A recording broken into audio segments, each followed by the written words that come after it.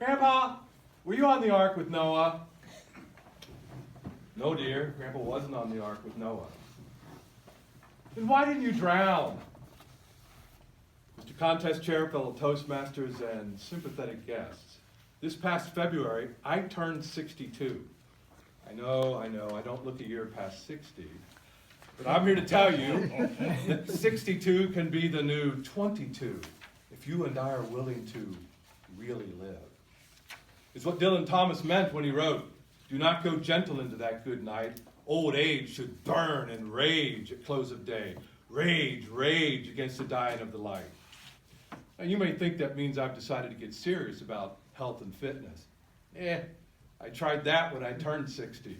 I got a gym membership, came with a personal trainer. The very first day, the guy looks at me and he's like, "Mr. Brooks, by the way, when some young buck calls you Mr. Brooks, you know you're in for it.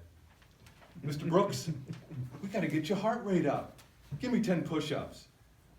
I look back at him and says, in the words of John Panette, "Oh, nay, nay, I don't do ups.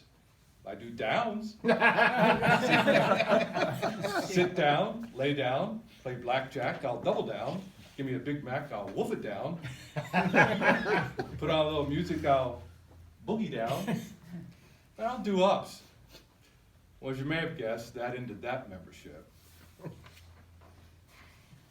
turning 62 wasn't the only life-changing event that occurred. Just weeks before my birthday, my best friend died. He was only 59. It was a sobering experience.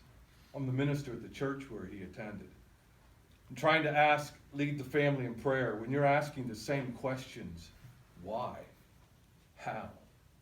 Now what? Well, that just has a way of putting everything into perspective.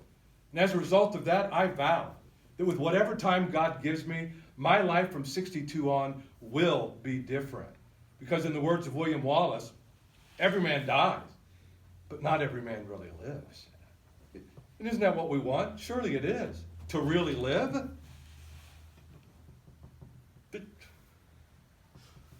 All right, let me look.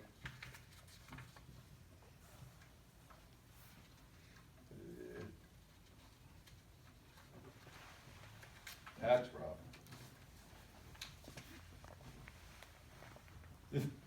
And I don't mean a willy-nilly, superficial, can't wait till we get to retirement age party mentality, but I mean a deliberate, on purpose, no regrets living. And that starts with my family. My wife and I celebrated our 40th wedding anniversary this past year. I told her that from this point on, everything becomes a reason to celebrate those 40 years.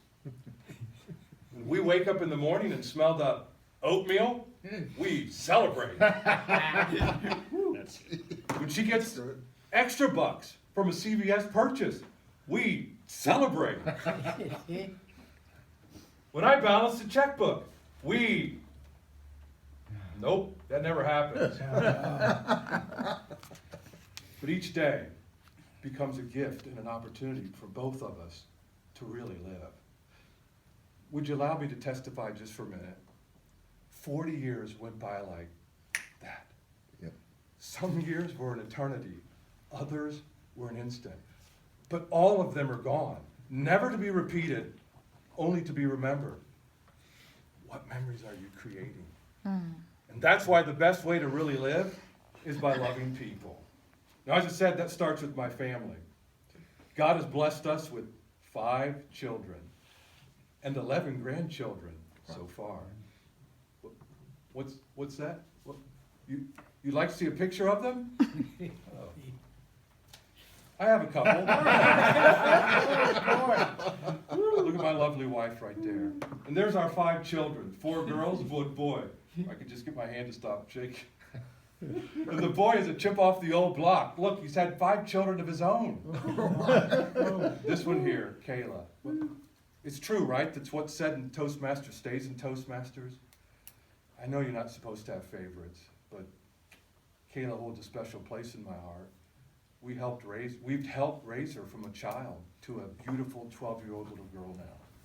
You see, her mother, our daughter, is a single mom.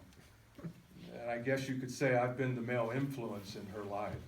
So when she came to me a couple of weeks ago, and asked me this question, I realized just how important it is that loving people is the way to really live. She said, Papa, can I call you Daddy? As she threw her arms around me, this 62-year-old heart never felt younger.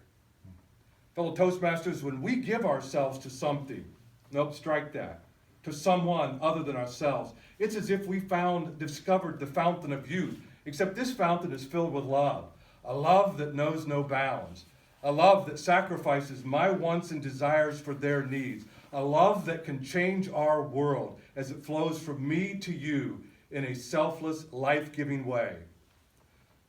I'm here to tell you that 62 can be the new 22 if love is how we're willing to really live.